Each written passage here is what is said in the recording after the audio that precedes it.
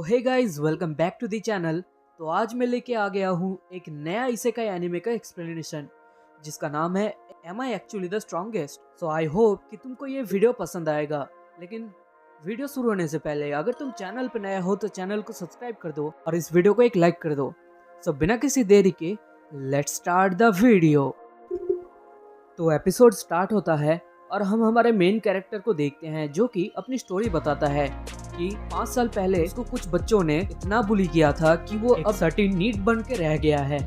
तभी उसका जो फोन है वो चमकने लगता है और फिर जब उसकी आंखें खुलती है वो अपने सामने लड़की को देखता है और वो लड़की असल में एक गॉडेस थी। तभी वो गॉडेस हमारे मेन कैरेक्टर को कॉन्ग्रेचुलेट करती है और कहती है तुम रीइंकार्नेशन के लिए सिलेक्ट हुए हो। तभी हमारे मेन कैरेक्टर को ये पता चल जाता है कि वो अपने रूम में ही मर चुका है। फिर वो गॉडेस हमारे मेन कैरेक्टर को कहती है कि तुम जिस वर्ल्ड में जाने वाले हो वहाँ पे मैजिक ही सब कुछ है, तो मैं तुम्हें ओवर पावर स्किल्स दूंगी, इससे तुम वहाँ पे अपनी लाइफ बहुत अच्छी तरीके से जी सकोगे।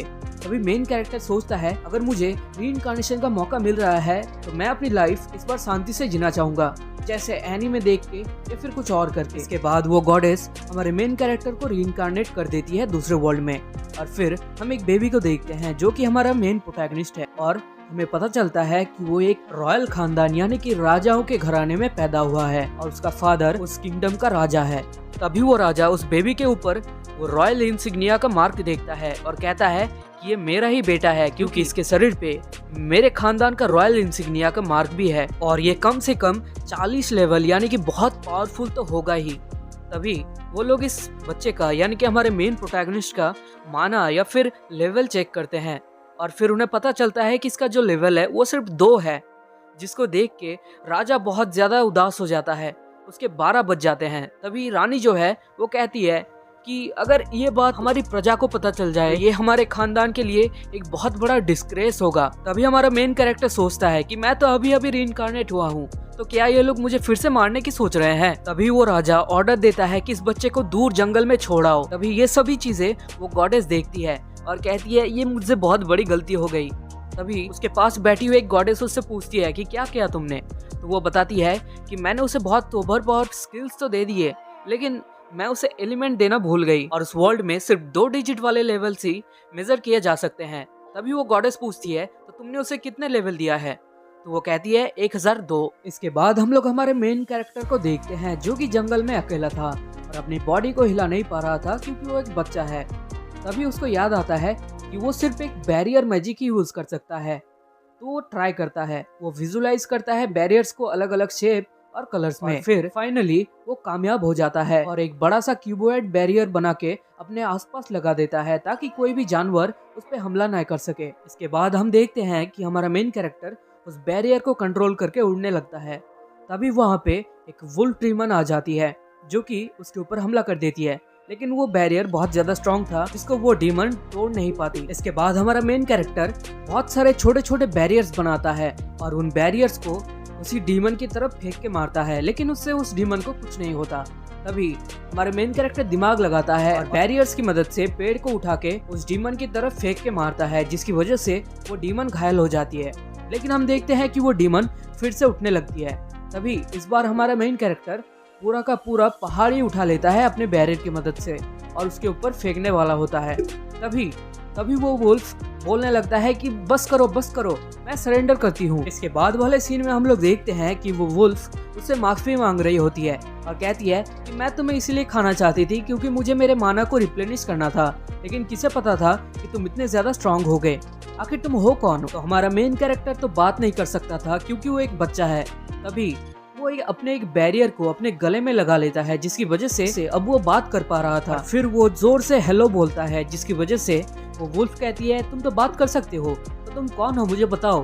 तभी हमारे मेन कैरेक्टर को याद आता है उसके पिता यानी कि किंग ने उसका नाम रायन हट रखा था, लेकिन वो अपना नाम वो नहीं बताता। वो कहता है कि मेरा नाम है हारुतो और मैं पास वाले राज्य में ही पैदा हुआ था, लेकिन मेरा माना लेवल बहुत कम होने की वजह से मुझे मेरे पेरेंट्स ने अबैंडन कर दिया। तभी वो वुल्फ कहती है कि ये कैसी बात कर रहे हो तुम्हारा जो माना लेवल है वो इतना है कि किसी भी ह्यूमन का पॉसिबल नहीं है, तो इसका मतलब कहीं तुम डीमन किंग तो नहीं जो कि रीइंकार्नेट हुआ है।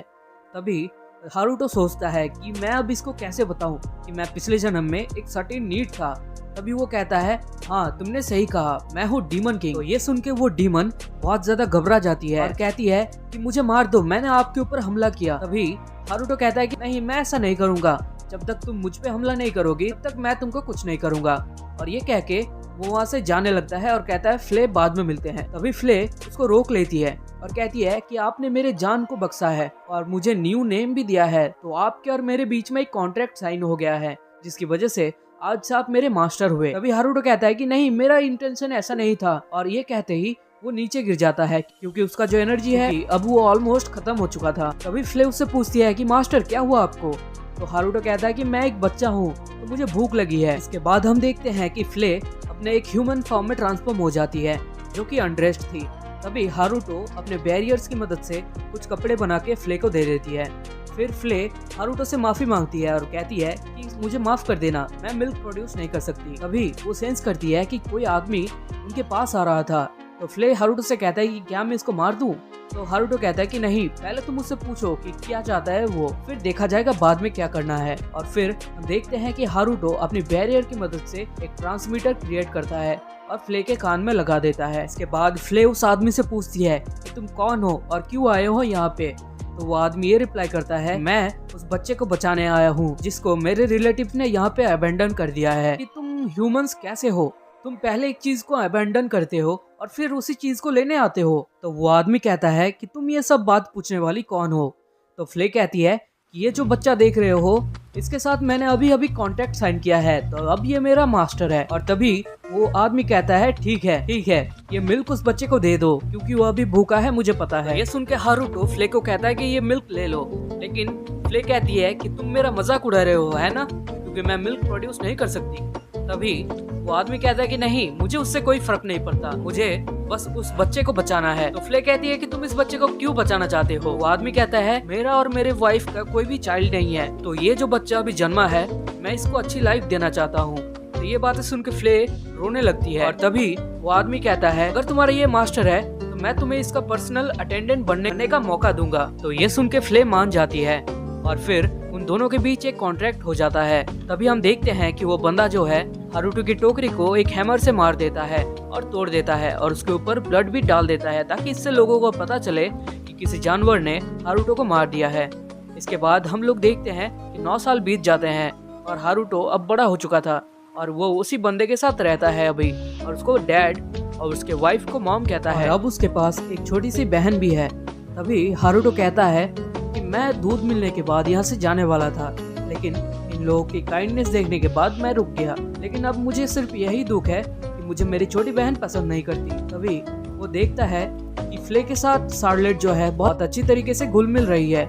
ये देख के हारुतो बहुत ज्यादा जेलस फील करता है। तभी शार्लेट फ्ले से कहती है कि क्या तुम मेरे साथ खेलोगी आज? तो फ्ले जो है मना कर देती है, कहती है कि मुझे हारुतो ने कुछ काम दिया है। अभी हारुतो फ्ले को कहता है कि उसके साथ खेलो, जिसकी वजह से फ्ले मान जाती है। बाद वाले सीन में हम लोग देखते हैं कि फ्ले और शार्लेट गार्डन में खेल रहे थे और विंडो से हारुतो देख रहा होता है ये सब। तभी वहाँ पर उसकी मॉम आ जाती है और उससे कहती है कि दुखी मत हो, शार्लेट बहुत ज्यादा साय है, इसी वजह से वो तुम्हारे साथ नहीं खेलती। लेकिन हारुतो बहुत ज्यादा ओवर थिंकिंग करता है और सोचता है कि कहीं शार्लेट को ये तो नहीं पता चल गया कि मैं 30 साल का बुड्ढा हूँ, और ये सोच के वो बहुत ज्यादा उदास हो जाता है। तभी हारुतो की मॉम कहती है कि दुखी मत हो, मेरे पास एक आइडिया है कि क्यों ना तुम कुछ स्पेशल करो शार्लेट के लिए, और वैसे भी हमारी सभी चीजें तो तुम्हें ही मिलने वाली हैं फ्यूचर में, क्योंकि तुम हमारे उत्तराधिकारी हो। क्यों ना अपने रूम में पूरा दिन बंद ना रह के अपनी बहन के साथ खेल लिया करो तुम भी। और ऐसे ही हारुतो अपनी मॉम के पास से एडवाइस लेते रहता है।